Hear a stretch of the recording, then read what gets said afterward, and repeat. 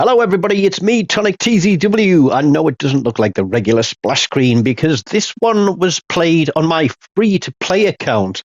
So I don't have like lots of premium ships on this. I just use it to play through the tech tree.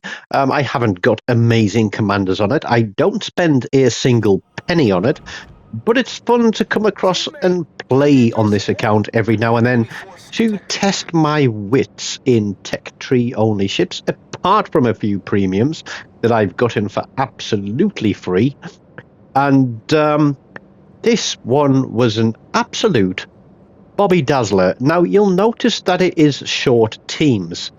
I do not have crossplay turned off, but there is a division on each side, and I imagine that because the carriers are both in division, that it is one of the carrier captains who has got crossplay turned off to make life a little bit easier for themselves so they don't get hunted down by a 5-pack of destroyers.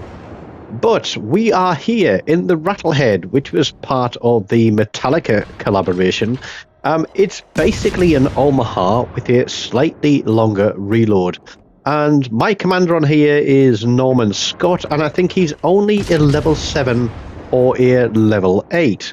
And although I was hoping that our destroyer would just do the good thing and spot and support the team, he is going to meet an untimely end. Now, there is one ship out there that we're looking at now, which is the Julio Caesarea, that I really don't want to be on the receiving end of.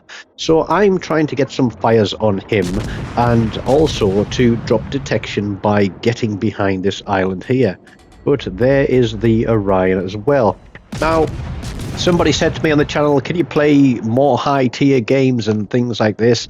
And I was like, yes, I will, and I've got some high-tier games there gone on the channel recently. I've got more to go on. But with this free-to-play account, because I only play it on occasion, I've only got a couple of lines up to 4 and 5. But because I have been having some pretty solid games in it, and we've got a few more to come from this free-to-play account, I thought I would share them because it just goes to show that you don't have to have the absolute top-of-the-line ship of a premium nature to do well in this game. I mean, the Rattlehead is literally a tin can. As I said, it's an Omaha with a skin, basically, and pretty much any of these ships could knock me out of the water. I have no idea what our destroyer was doing there. Why he was charging straight towards the entirety of the red team, I don't know. But because we've lost him, I decide that I'm going to turn around and get the hell out of Dodge, because the next target in range after that destroyer is going to be me, and that Julio Caesarea can absolutely pound me into oblivion. We're trying to stay fixated on that Orion. We get another fire on him, and we are going to start pulling back. But what's that? That's a furry taco. We've only got HE loaded. I know he is broadside, but I'm not overly confident in the armor piercing from this ship. And our Agincourt is charging straight in. Now, the Agincourt might be after a tier 3 premium win.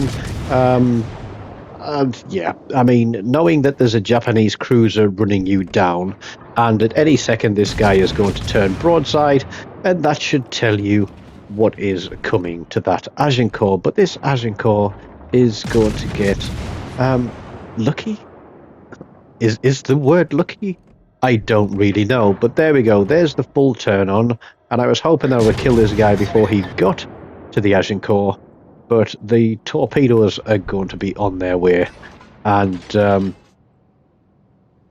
cruiser goes down, but the Agincourt is absolutely buggered. We've had 2 ships charge straight through the middle.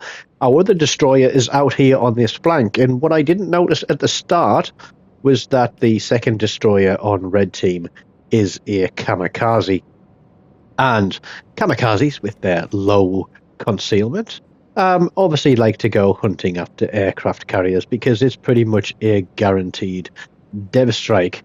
I am pushing back across the map, and the kamikaze somehow gets himself spotted, and I'm like, okay, We need to get across there.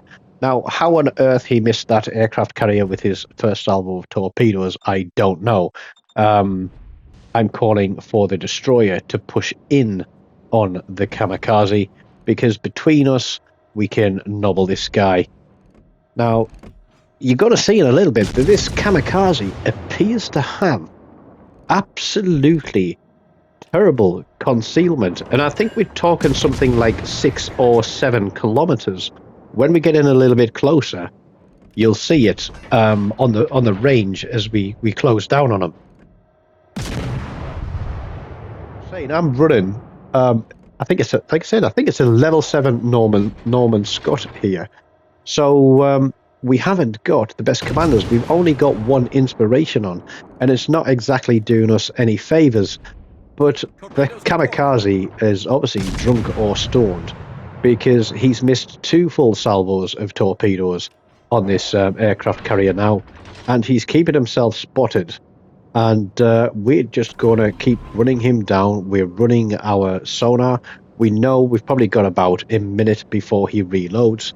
And we're going to use this island to try and screen us, because one way or the other, he's going to have to pop out. And here's a little tip. New player, low tier gameplay. Although I can't see the kamikaze, what I can see is where he is on the minimap and which direction he's going to come out from behind that island, because I can see the way he's pointing, because the carrier is keeping him spotted. And there he is. And look at how far away he is, and yet I can still see him. Now, I don't know if the destroyer is that close to him, but the cami is burning, and it doesn't look like he has a damage control available to him. So I'm thinking that he is a very low-level commander, somebody that's perhaps picked up the Firepower Deluxe Edition, and which is a very good package if you can get hold of it. But at the same time, he probably lacks the skill, the experience, the commanders, or the inspirations to make best use of that ship. So getting rid of that destroyer takes him off our flank, and that puts us in a better position. We've brought it to 3 versus 3, but we no longer have a destroyer either. And this is where things are going to get messy. And what I want to say about this Julio Cesaria, I didn't look at his stats to see how much experience he has in the game, but if I was that Julio Cesaria, I would be turning my guns and I would be blowing the living heck out of the Rattlehead that is shooting at him and setting him on fire. Can't get shots onto that cruiser, so we're going to stay focused on the Julio Cesaria. Now, it could be that it's this guy that has crossplay turned off, so he can go out and get some guaranteed Krakens by seal clubbing tier 3, tier 4 matches. Now, am I seal clubbing? I don't want to say I am. I'm in a not magnificent cruiser. We pick up high caliber on, what was that, 57,000 damage. I've got a low-level commander, but if I was running a high-level commander with double inspirations and things like that, yeah, you could say that I was seal clubbing. But in this game, I've put myself at a bit of a disadvantage, because I'm playing such a not great ship, and I'm having a whale of a time doing it, to be honest.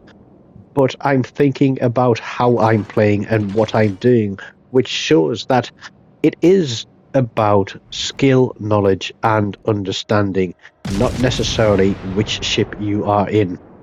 For the main account, I do have a great video coming up, which is Hipper called it. We have a wanker division, and we are in 3 of the most OP ships at tier 4, and we tear red team a new one. But by the same measure, I also have a division play game where we're all in tech tree ships, and we do exactly the same. So are we wankers because we play in division? Well, no, because when we go out there and play solo, we actually have some very solid games of it as well between the members of the fleet. We have some great players who understand the game and are able to have fantastic games. Now, it wasn't till I sat down to start editing this video and the replay that I realised about this point in the game that I still have every single hit point that I started with. And it's going to continue that way. This Julio Cesare is fixated on killing that battleship, when really, if it was to get rid of me, he'd have free run on that battleship. All he's allowing me to do is to burn him down. Constant HE damage, constant splash damage, and constant fires. There's only the Julio Cesare and the carrier left, and I'm just going to keep willing on this guy until he goes. But the battleship is going to try for a cheap shot as we pick up the arsonist on the GC, which I think is 60,000 fire damage. Is that the one? I can't remember. But anyway, he burned. That's good. There's one ship left. It's the aircraft carrier. This should be an easy kill. Now, I was thinking, could I have ended up with a kraken in this game if there had been more players in it? Well, yes and no, potentially. But if there had been a full roster, then there likely would have been many, many more ships shooting at me, and I wouldn't have been able to have the run that I did. But we're on 3. We passed, the high caliber a long time ago. Unfortunately, we're not going to get a Confederate out of it because we haven't had enough ships to shoot at. But the carrier is going to turn his attention to me as we draw towards the end of the game. He is doing low-tier carrier stuff, and he's riding the white line at the back of the map. He isn't even moving. He's just in reverse against the line. So we've got to put a spread of torpedoes across there, just for good measure, in case this guy gets lucky on it. But we're watching for where his planes are coming from. We're throwing the turns in, and we're just keeping the guns on this guy. It looks like he's finally decided to move. Let's flip up the torpedo launcher. Is he going to start moving forwards? I can't remember. No, he's still pretty much static. But you can see that this battleship is now trying to chip in and take a kill. But I think with the fast reload we've got on these guns and another fire on that guy, that we've got this one in the bag. It looked like it was going to be defeat with everybody charging in, but we've managed to pull back a victory for Blue Team. So GG's to everybody that was involved in both living and dying for that one. 104,000 damage, 4 kills, high caliber, and the arsonist medal out of that one. As far as base XP goes, it's one of those average games because there wasn't a huge amount of ships in there, but I hope you enjoyed it. Just goes to show you don't have to have the best to be the best. Take care. See you later.